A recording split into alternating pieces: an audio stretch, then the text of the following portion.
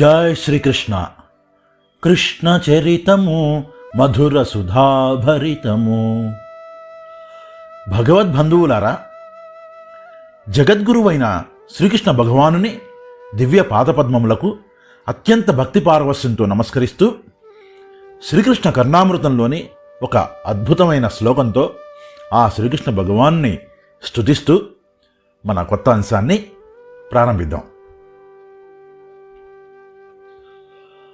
ఆముక్తమర్తనయనాంబుజ చుంగ్యమాన హర్షాకుల వ్రజవధూ మధురాననేందో ఆరబ్ధ వేణురవమాత్త కిశోరమూర్తే ఆవిర్భవంతు మమ చేతసి కేపి భావా.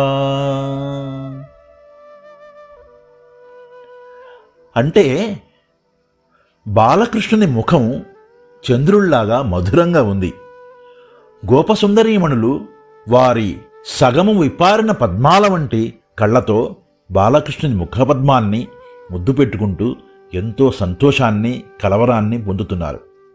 బాలగోపాల్ని అటువంటి విలాస విశేషాల తన్మయత్వంతో నిరంతరము నేను కూడా అనుభూతి చెందాలని కోరుకుంటున్నాను కృష్ణ అని అర్థం. చేతవెన్న ముద్ద చెంగల్వ పూదండ బంగారు మొలత్రాడు పట్టుదట్టి సందెతాయతులు సరిమూవ గజ్జెలు చిన్ని కృష్ణ నిన్ను చేరికొలుతూ. ఇది ఎక్కడో విన్నట్టుంది కదా. అదే మనం మన చిన్న తరగతుల్లో తెలుగు వాచకంలో ఈ పద్యాన్ని చూసేవాళ్ళం. ఈ పద్యాన్ని మళ్ళీ మనం గుర్తు తెచ్చుకొని మనసారా ఆ చిన్ని కృష్ణుణ్ణి స్మరించుకుందామా? పోయిన వారం మనం బలిచక్రవర్తి పుత్రుడైన బాణాసురుని వృత్తాంతము, శివకృష్ణుల యుద్ధం మొదలైన విశేషాలు చూశాం. అయితే మరి ఈరోజు అంశం ఏమిటంటే, కృష్ణాష్టమి పర్వదినం పురస్కరించుకొని మనం ప్రత్యేకంగా బాలకృష్ణ లీలలను ఒక 3-4 ఘట్టాలుగా చెప్పుకుంటే శుభదాయకమని నా మనసుకి తోచింది. కాబట్టి మనం కృష్ణుని లీలలను, విశేషాలను శ్రీకృష్ణుడి జన్మదినానికి ముందు మరియు తర్వాత కూడా కొన్ని చెప్పుకున్నట్లయితే ఆ చిన్ని కృష్ణుడి ఆగమనాన్ని, ఆయన అల్లరి చేష్టల్ని, బాల్యంలో ఆయన మీద జరిగిన అఘాయిత్యాల గురించి, యశోదమ్మను ఇతర గోపికలను అల్లరి పెట్టడం, ఆ చిలిపి చేష్టల సంగతులు ఎన్నో సంక్షిప్తంగా చెప్పుకొని మనసారా ఆకర్ణించి భగవదనుగ్రహాన్ని పొందే ప్రయత్నం చేద్దాం. ఎందుకంటే ఎందరో మహానుభావులు, మహనీయులు, భక్తాగ్రేసరులు ఆ బాలకృష్ణుని సుందర మనోహర మోహన రూపాన్ని కనులారా చూసి ఆనందించాలని అర్రులు చాచేవారు. మనం కూడా వీణుల విందుగా ఆయన చిలిపి చేష్టలను విని ఆనందించి తన్మయత్వం చెంది ఆ మోహన రూపాన్ని కనులారా చూసే అనుభూతిని పొందుదాం. మరి ఈరోజు అంశంలో పూతన శకటాసురుల వధ గురించి తెలుసుకుందాం. కృష్ణుడు పసివాడుగా ఉన్నప్పుడే కంసుడు పూతననే రాక్షసిని గోకులానికి పంపిస్తాడు. ఆమె ఒక చక్కటి స్త్రీ వేషంలో వస్తుంది. లాలించుచున్నట్లు నటించి పూతన తన సన్యాన్ని బాలకృష్ణునికి ఇస్తుంది. బాలుడి రూపంలో ఉన్న కృష్ణుడు సర్వజ్ఞుడైన భగవానుడు కాబట్టి ఆమె తనను చంపడానికి వచ్చిందని గ్రహించి ఆ రక్కసి రక్తాన్ని, ప్రాణాన్ని కూడా పీల్చేస్తాడు. ఆ బాధకి ఓర్వలేక చివరికి ప్రాణాలు విడుస్తుంది పూతన. అలానే బండి రూపంలో వచ్చిన శకటాసురుని కూడా మట్టు పెడతాడు బాలకృష్ణుడు. మరి కథలోకి వెళ్తే, కంసుడు పూతననే రాక్షసిని పంపించాడు. ఆ పూతన శిశువుల్ని చంపడంలో ఆరితేరిన రక్కసి. అలా కంసుడు పంపగా వచ్చి ఎక్కడ చంటి పిల్లలు కనబడినా చంపేస్తూ ఉండేది. ఎవరి పేరు విన్నట్లయితే సమస్త భయాలు పోతాయో అట్టి ముకుందుడు ఉన్నట్టి నందుడి వ్రేపళ్లకు ఒకరోజు ఆకాశ మార్గాన వచ్చింది ఆ పూతన. నందుని ఇంట్లోంచి పిల్లాడి ఏడుపు విని సంతోషించింది. అందమైన ముఖం గల పూతన బాలకృష్ణుడి ఇంటికి వెళ్ళింది. అలా ఆమె ఇంట్లోకి వెళ్తున్న సమయంలో లక్ష్మీదేవి తమను అనుగ్రహించడానికి వచ్చిందేమో అన్న భ్రాంతిలో పడిపోయారంతా. తదేక దృష్టితో అలా చూస్తూ ఉండిపోయారు. పూతన లోనికి వెళ్ళి మంచం మీద ఉన్నట్టి బాలకుణ్ణి చూచింది. ఆ పరాత్పరుడు నివురుగప్పిన నిప్పులాంటి వాడని, దుష్టులను వధించడంలో ఆరితేరినవాడని ఆమెకు తెలియదు. ఆ సమయంలో ఆ లోకేశ్వరేశ్వరుడు, ఆ చరాచర విభుండు, ఆ బాలగోపాలుండు, ఆ బాలధ్వంసిని గొంతు కంటిన్ వెసన్ బాలింత చందమ్మునన్ పాలిండన్ విషమూని వచ్చుట మదిన్ భావించి లో నవ్వుచున్ కాలున్కేలు నెరుంగుకున్న కరణిన్ కన్మోడ్చి గురువెట్టుచున్. అలా పూతన వస్తోంది. లోకాలన్నింటికీ ఈశ్వరుడు, ఈ చరాచర జగత్తు అంతటికీ ప్రభువు, బాలకృష్ణుడిగా అవతరించినవాడు అయిన అతడు ఆ శిశుహంతకిని చూశాడు. క్రూరాత్మురాలు, దురాత్మురాలు అయిన ఆ పూతన బాలింత వేషంలో వస్తోంది అని గ్రహించాడు. లోపల నవ్వుకొని కాలు చెయ్యి కదపకుండా నిద్రపోతున్నట్టు గుర్రుపెట్టసాగాడు. ఆ రాక్షసి కృష్ణుడిని చేతిలోకి తీసుకుని హత్తుకొని ముద్దు పెట్టుకుంది. ఓ చిట్టి తండ్రి, నా చెనుబాలు ఒక్క గుక్కెడు తాగు, నువ్వు మరింత అందగాడు అవుతావు అంటూ ఈ విధంగా ముద్దాడుతున్న కృష్ణుడితో మాట్లాడుతున్న పూతన్ను చూసి యశోదాదేవి, రోహిణి అభ్యంతరం చెబుతూ, ఓయమ్మ, మా బాబును ముట్టుకోకు, పాలివ్వద్దు, నీవెవరో మాకు తెలియదు, దూరంగా వెళ్ళిపో అని ఓ పక్క ముద్దాడుతున్న కృష్ణుడితో మాట్లాడుతున్న పూతన్ను చూసి యశోదాదేవి, రోహిణి అరుస్తున్నారు. కానీ ఆ పూతన వారిని లెక్క చేయకుండా మాయపన్ని తీయని మాటలతో పక్క దగ్గరికి వచ్చింది. ఆ దుష్ట యువతి పిల్లాడి మంచం దగ్గరికి వచ్చింది. పరుపు మీద కృష్ణుడు చక్కని కాంతులతో ప్రకాశిస్తూ కళ్ళు తెరవకుండా అందాలు చిందిస్తున్నాడు. ఆ బాలుని ఒడిలోకి తీసుకుని చెనుబాలు పట్టబోతోంది. అప్పుడు కృష్ణుడు మెల్లగా కళ్ళు తెరిచి ఆవలిస్తూ ఓ క్రీగంట చూశాడు. పాలు తాగుతూనే పూతన ఒంట్లోని సత్తువ అమాంతం ప్రాణాలతో సహా లాగేశాడు శ్రీకృష్ణుడు. నిబ్బరపు దప్పి మంటలు ప్రబ్బిన ధృతిలేక నేత్రపద హస్తంబుల్ గొబ్బున వివృతములుగా నా గుబ్బనుచున్నట్టి కూతగూలెన్ నేలన్. దాంతో పూతన కాళ్ళు చేతులు వంకర్లు తిరిగిపోయి నేల మీద పడిపోయింది. పెద్ద ఆర్తనాదంతో నేల కూలింది. ఆ రాక్షసికి తన భయంకర రూపం వచ్చేసింది. క్రూరురాలు, నీచురాలు అయిన ఆ రక్కసి తన అసలు దేహంతో నేల మీద పడిపోవడంతో అది చూసి అందరూ భయంతో స్పృహ తప్పి పడిపోయారు. పొడవైన దాని భయంకరమైన పెద్ద దేహాన్ని గోకులంలోని ప్రజలు గుంపులు గుంపులుగా చూసి భయపడిపోయారు. ఈ విధంగా కృష్ణుడు చెనుబాలు తాగే నెపంతో పూతన్ను అవలేలగా సంహరించాడు. మరి రక్కసి మృత్యువులాగా పసిపిల్లలను చంపేది, మునలను బాధపెట్టేది, యాతనపాలు చేసేది కదా. విషధర రిపు గమనునికిని విషగళ శకునికిని విమల విష సేనునికిన్ విషభవభవ జనకునికిని విషకుచెను విషముగునుట విషమే తలపన్. విషసర్పాలను చీల్చి చెండాడే గరుత్మంతుడు వాహనంగా కలవాడు, కంఠమున విషము ధరించడి శంకరుని మిత్రుడు, ప్రళయకాలమున విషము అంటే జలముపై శయనించు నిర్మలమైన వాడు, విషము అంటే నీటియందు పుట్టడి పద్మమునందు జనించినవాడైన బ్రహ్మదేవునికి తండ్రి అయినవాడు అయినట్టి సాక్షాత్తు మహావిష్ణువు అయిన ఈ బాలుడికి విషము పూసిన చెన్నులతో తిరిగే ఒక రాక్షసి విషం తీసేయడం విషమమైన పనా అంటే కానే కాదు. ఆ విషయం ఆ గోకులంలో ప్రజలందరికీ తెలిసింది. యశోదా, రోహిణులు చచ్చిపడి ఉన్న ఆ రాకాసి మీద చిన్ని కృష్ణుడు నిర్భయంగా ఆడుకుంటుండడం చూశారు. దగ్గరికి తీసుకుని చుట్టూ తిప్పి దిష్టి తీశారు. గోధువుల్ని, గోమూత్రాన్ని బాలుని మీద చల్లారు. 12 నామాలతో 12 అవయవాల్లోనూ గోమయం పట్టించారు. గోపికలకు అంతటితో తృప్తి కలగలేదు.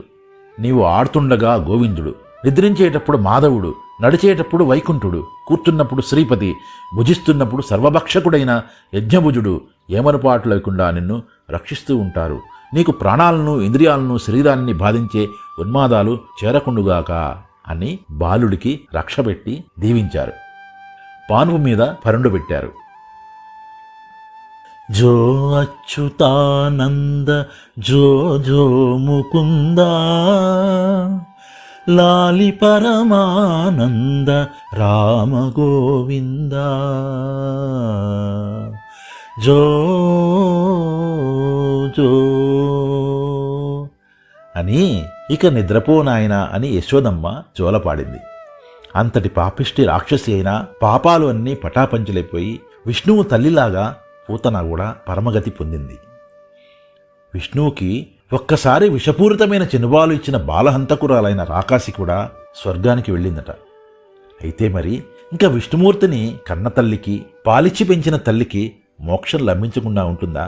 మళ్ళీ జన్మ అంటూ ఉంటుందా? ఈ విధంగా గోపికలు పూతన చేష్టలన్నీ చెప్పగా విని ఆశ్చర్యపోయాడు నందుడు. చిన్ని కృష్ణుని ముద్దు పెట్టుకున్నాడు. కొడుకుకి ఆపద తప్పినందుకు ఎంతో సంతోషించాడు. అందుకే ఉరు సంసార పయోనిధి తరణంబులు పాపపుంజ దళనంబులు శ్రీకరణంబులు ముక్తి సమాచరణంబులు బాలకృష్ణు సంస్మరణంబుల్. అంటే బాలకృష్ణుని గొప్ప పనుల స్మరణలు సంసారమనే మహాసముద్రాన్ని దాటించే నావలు. అవి పాపాల కూటములను పారద్రోలుతాయి, సకల సంపదలు సమకూరుస్తాయి, మోక్షపదానికి మంచి మార్గాలవుతాయి. సరే, మరోసారి ఏమిందంటే, నెలలోపు బాలుడుగా ఉన్నప్పుడే చిన్ని కృష్ణుడు పూతన సంహారం చేశాడని ఆనందాశ్చర్యాలతో వేడుకలు చేసుకుంటున్నారు. సరిగ్గా కృష్ణుని జన్మనక్షత్రం రోజున పిల్లవాడు బోర్లపడ్డాడు.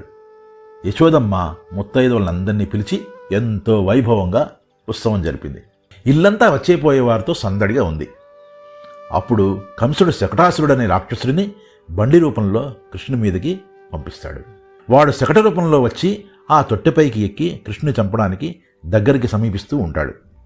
కృష్ణుడు వాడి మాయను గ్రహించి తన చిన్ని పాదంతో తన పైకి వస్తున్న ఆ శకటాకారాన్ని గట్టిగా తన్నాడు. ఆ శకటాసురుడు ఆ తన్నుకు తునాతునకలై ఆ తొట్టె పక్కన పడి ప్రాణాలు వదిలాడు.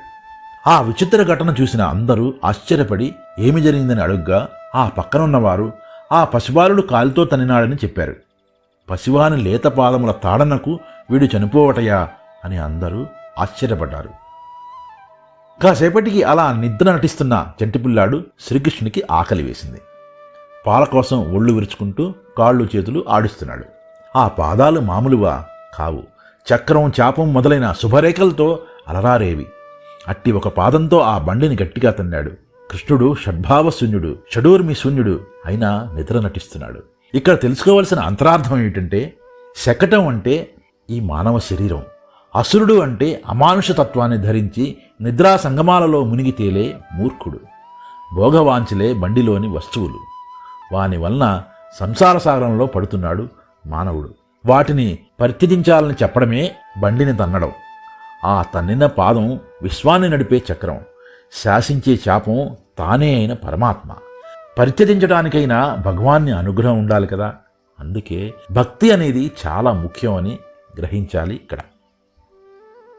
అప్పుడు అందున్న సరస పదార్థంబులు వ్యర్థంబులై నేలగూలుటం చూచి యశోదానంద ముఖ్యులైన గోపగోపిగా జనంబులు పనులు మరచి పబ్బొంబులు మాని ఎబ్బుచడి వెరపులు ఘనంబులుగా మనంబులందు గదరా.